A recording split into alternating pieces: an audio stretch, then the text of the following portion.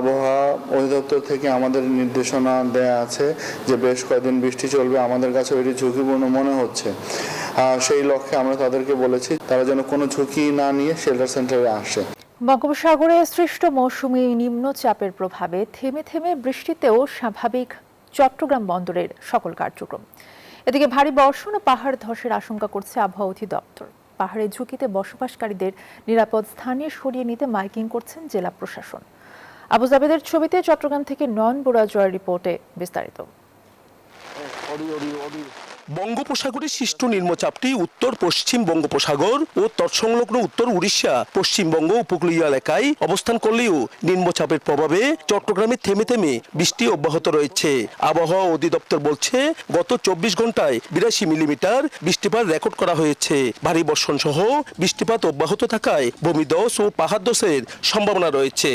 বাংলাদেশের যে পাহাড়ি অঞ্চলগুলো আছে, বিশেষ করে দক্ষিণ পূর্বের এবং পূর্বাঞ্চলের এইসব পাহাড়ি অঞ্চলগুলোতে কিন্তু পাহাড় ধসের একটা সম্ভাবনা রয়েছে।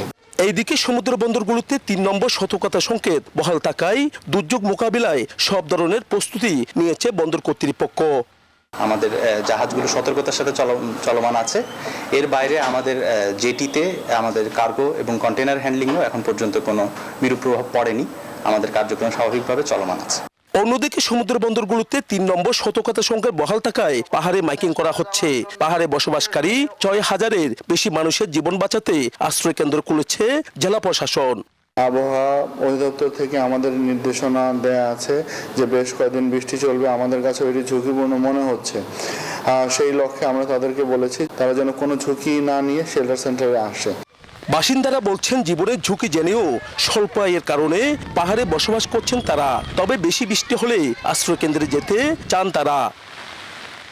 কোথাও কিছু নাই যে বাজান থাকলে কি এখানে সাথে থাকা যায়? আর ভাড়া দাম তো একজন তখন লাগে, তো আমরাও পূর্ণবাসে যখন আমরা চলে যাবো।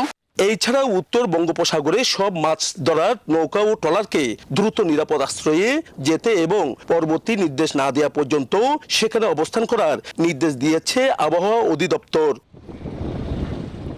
নয়ন বড়ুয়া জয়, নিউজ 24, চট্টগ্রাম।